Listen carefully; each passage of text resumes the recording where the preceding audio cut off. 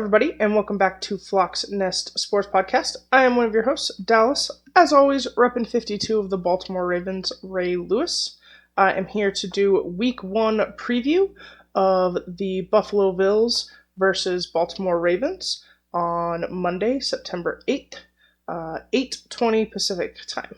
So, just going to do a small breakdown of the game, what I expect, what I'm hoping to see, what I kind of think that game is going to look like. I will try to be as unbiased as possible. So we're going to start with the injury report has come out for that game. The Ravens have 2 outs in fullback Patrick Ricard and tight end Isaiah Likely. Bills, their only player currently on their injury report is Tre'Davious White, has been placed on doubtful with a groin injury. If you watched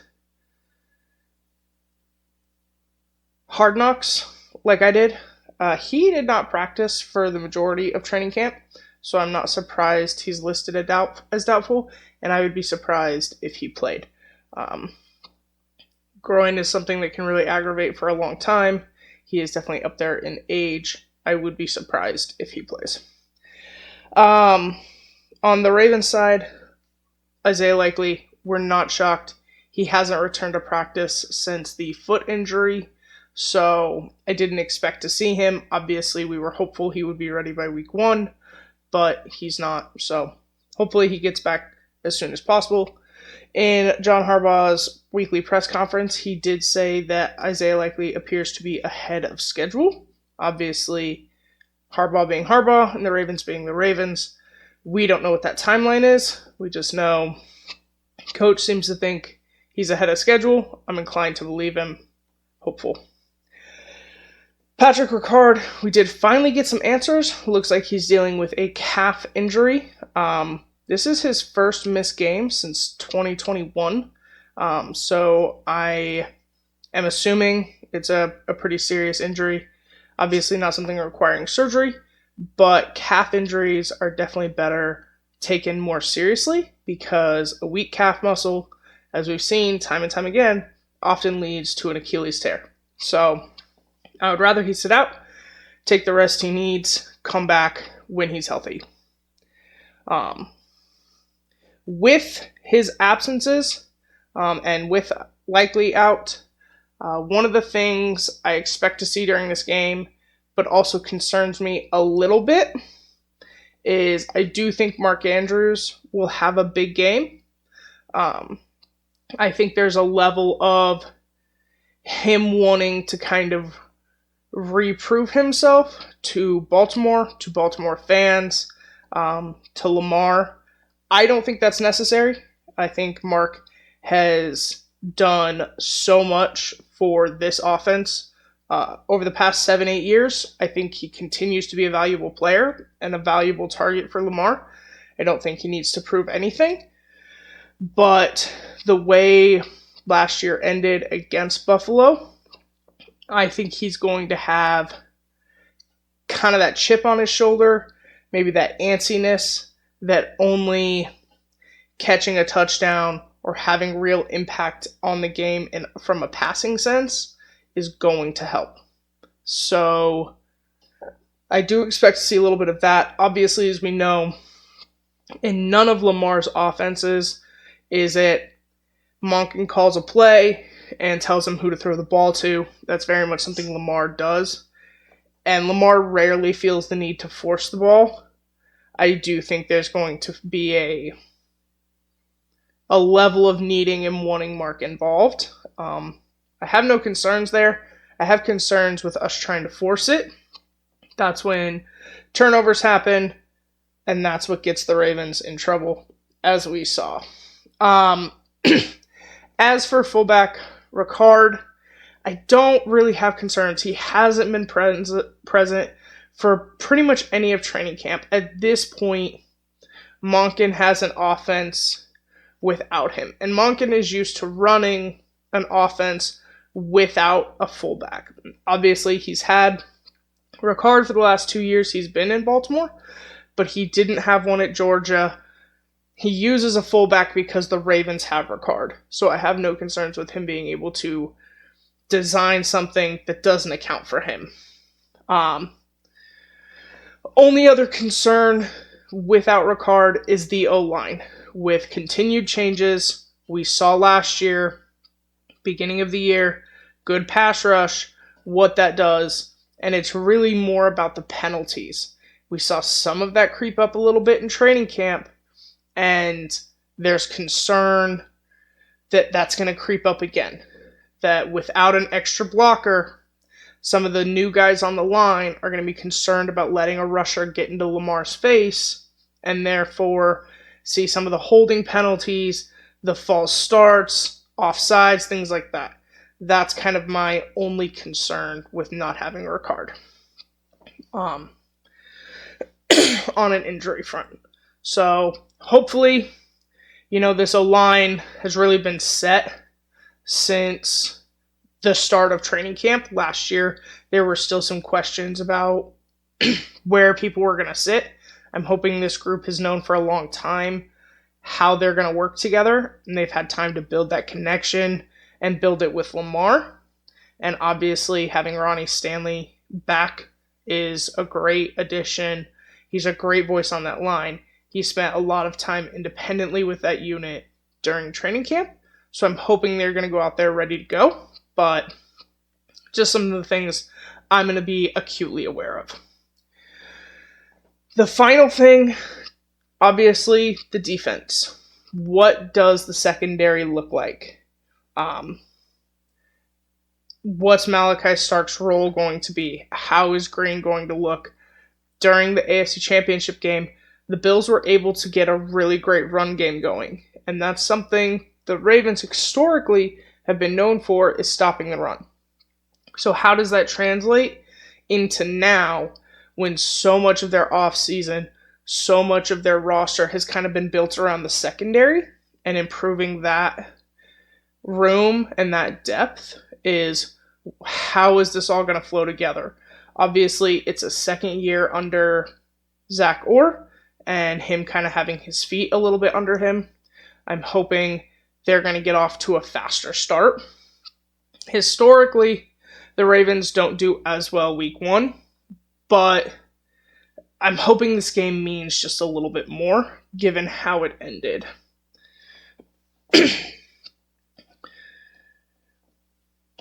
So those are some of the things I'm looking for, some of the things I'm concerned about, and the things I'm the most excited for.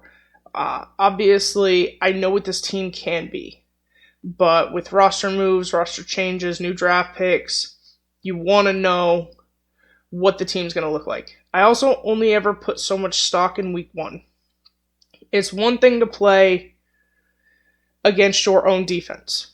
It's not even the same to do the joint practices, and the Ravens' joint practice with the Commanders was canceled. So what does this team actually look like? What is the offense going to look like? What is the defense going to prioritize? How are we going to fill all of these players in? How are they going to get snaps? One of the interesting things on the injury report was the lack of Jair Alexander, who was missing for the majority of training camp with a knee injury. He was not on he had a full 2 days of practice. He's expected to play. What kind of reps is he going to get? They have a lot of guys in this room. How are we going to divvy that up while being able to keep everybody engaged, but also get everybody the rest they need, avoid injuries, things like that, and keep a flow of the game going? So I think the play calling and the rotation defensively is going to be very important and a very big part of this matchup.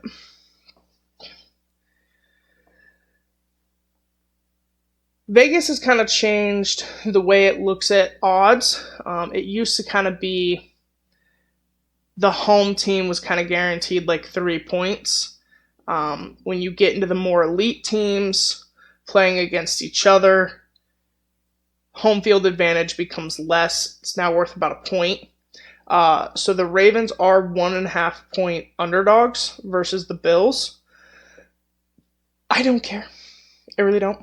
Lamar Jackson is 10-5 as an underdog. which is the best record as an underdog in the Super Bowl era with a minimum of 10 starts. And as an underdog, he's 12-2-1 against the spread.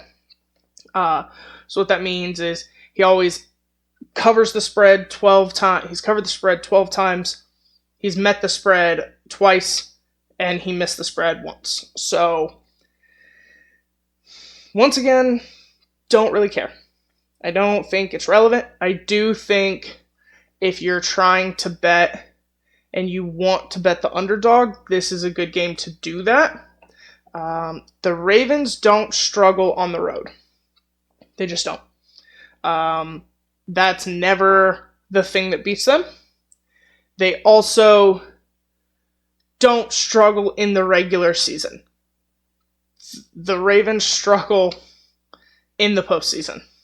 And that's a problem, and that's something I will probably talk about all year. This game, this moment, being on the road, not a big deal. Being an underdog, not a big deal. The thing that does concern me is that it's week 1. Obviously, last year they lost week 1 to the Chiefs. I think there was maybe a little bit more to that, but it does get in their head a little bit about the last game they played, being in someone else's house, trying to correct their mistakes. The Baltimore Ravens beat themselves. I have yet to see a team. I've yet to see it. And if someone wants to comment on this video of a time it happened, please do so. Where the Ravens played their best football and the other team played their best football and the Ravens lost. Historically, the Ravens beat themselves. This version, this era of the Ravens, Lamar Jackson era, they beat themselves.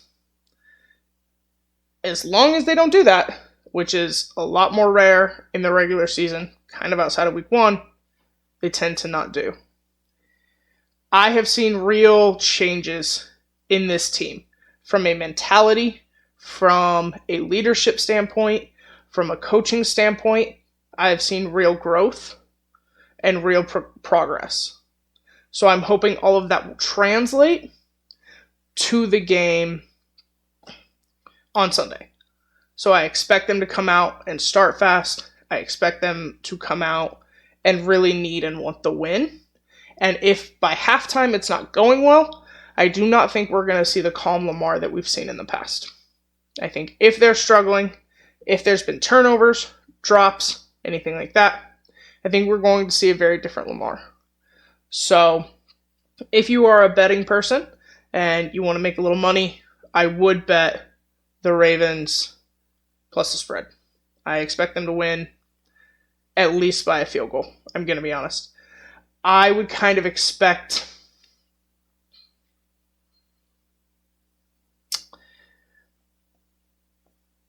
maybe a 14-17 kind of game. 14-20 in that range.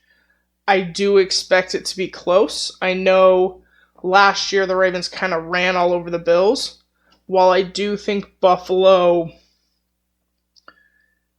doesn't have the best defense, I do think the AFC Championship game gave them some confidence.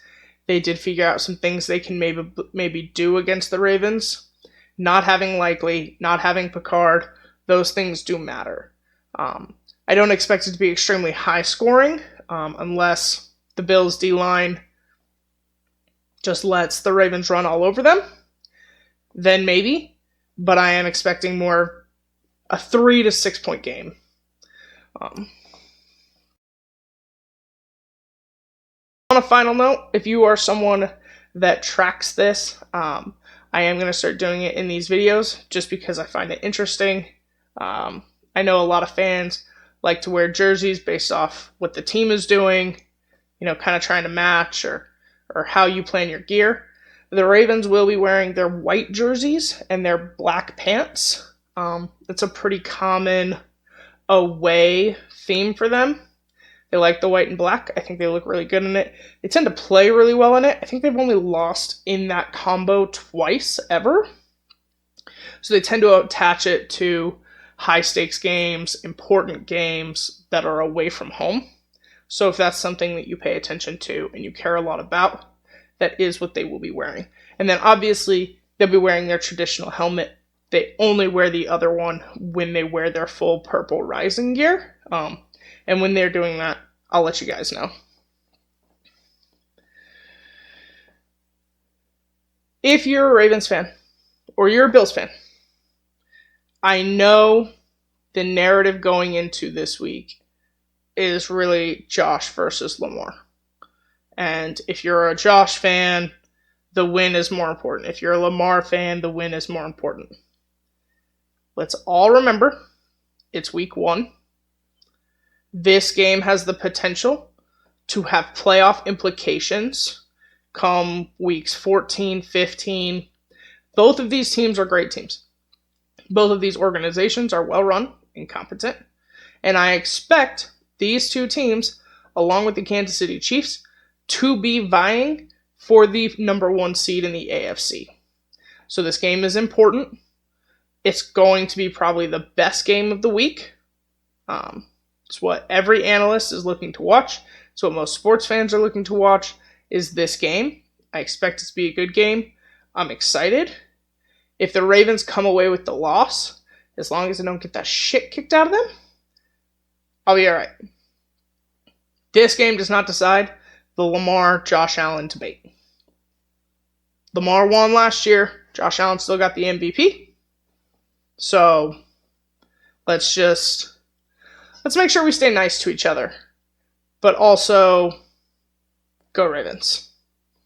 So I do expect them to get the win. I expect it to be a great game. Good teams, good quarterbacks.